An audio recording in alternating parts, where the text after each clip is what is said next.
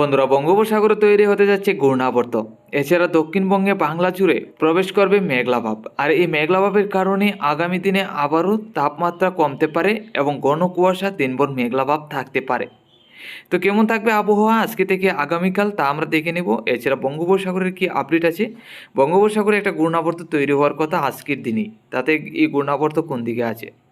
দেখুন, বঙ্গোপসাগরে ঘূর্ণাবর্তের আপডেট যদি আমরা দেখতে পাচ্ছি আজকের দিনে শ্রীলঙ্কা এবং তামিলনাড়ুর সাইড নিয়ে বঙ্গোপসাগরের দক্ষিণের দিকে একটা ঘূর্ণাবর্ত, এরই মধ্যে রয়েছে নিম্নচাপ। আর এই নিম্নচাপগুলি আমরা যেটা দেখতে পাচ্ছি শ্রীলঙ্কা এবং আমাদের ভারতের তামিলনাড়ুর সাইড নিয়ে দক্ষিণের দিকে এই নিম্নচাপগুলি থাকবে, যার কারণে শ্রীলঙ্কা এবং তামিলনাড়ুর মধ্যে বৃষ্টি হবে। ঘূর্ণাবর্তটা শ্রীলঙ্কার সাইড হয়ে আরব সাগরের দিকে চলে যাবে বঙ্গোপসাগর থেকে। আমরা যেটা দেখতে পাচ্ছি বঙ্গোপসাগরের উপকূলের কোনো জেলার মধ্যেই এই ঘূর্ণাবর্তের নিম্নচাপ প্রবেশ করবে না, তবে শ্রীলঙ্কার মধ্যে কিছু নিম্নচাপ প্রবেশ করবে। এছাড়া তেমন ঘূর্ণাবর্তের কারণে আমাদের ভারতের দক্ষিণে জেলাগুলির দিকে নিম্নচাপ প্রবেশ করছে না। এখন দেখে নিচ্ছি দক্ষিণবঙ্গে বঙ্গজুড়ে, বিশেষ করে বাংলাদেশ, আমাদের ত্রিপুরা, উত্তরবঙ্গে শিলিগুড়ি, আলিপুরদুয়ার, গুয়াহাটি, আসামের শিলচর সহ মেঘলাভাব বা দিনভর ঘন কুয়াশার কী সম্ভাবনা। আজ 19শে জানুয়ারি রবিবার 2025। আজকে সকাল থেকে তেমন নিম্নচাপ বা মেঘলাভাব নেই, মোটামুটি পরিষ্কারই আছে। আজকে সারা দিনভর পরিষ্কার থাকবে। আগামীকালকের মধ্যে গেলে দেখতে পাচ্ছি কিছুটা মেঘলাভাব থাকবে, যার কারণে ঘন কুয়াশারও সম্ভাবনা উত্তরবঙ্গে শিলিগুড়ি, আলিপুরদুয়ার, গুয়াহাটি, আসামের শিলচরের সাইড নিয়েই। এছাড়া আমাদের ত্রিপুরা এবং বাংলাদেশের একাধিক জেলা মোটামুটি পরিষ্কার। আগামী 21 তারিখের মধ্যে গেলে এই মেঘলাভাবটা বাড়তে পারে।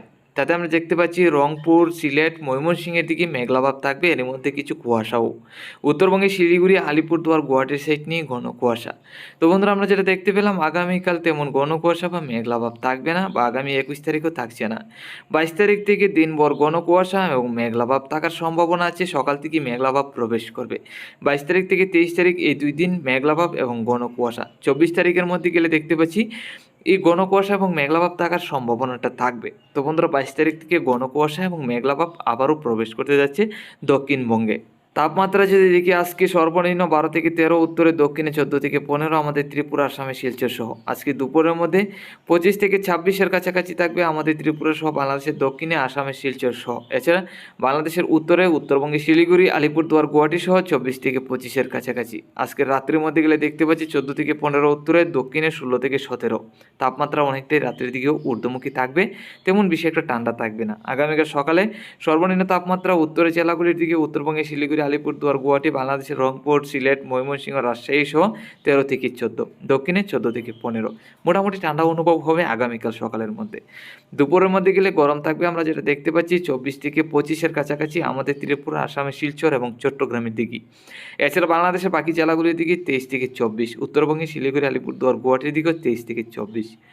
রাত্রির মধ্যে গেলে দেখতে পাচ্ছি 14 থেকে 15 বাংলাদেশের উত্তরের জেলা হয়ে উত্তরবঙ্গে শিলিগুড়ি, আলিপুরদুয়ার, গুয়াহাটি, আমাদের ত্রিপুরা সহ বাংলাদেশের দক্ষিণে, আসামের শিলচর সহ দেখতে পাচ্ছি 15 থেকে 16-র কাছাকাছি। তাপমাত্রা আরও কমতে যাচ্ছে কিনা আগামী দিনে, আগামী 24 তারিখ পর্যন্ত নজর রাখলে আমরা দেখতে পাচ্ছি সর্বনিম্ন তাপমাত্রা 12 থেকে 13-র কাছাকাছি থাকবে, এর চাইতে বেশি কমবে না।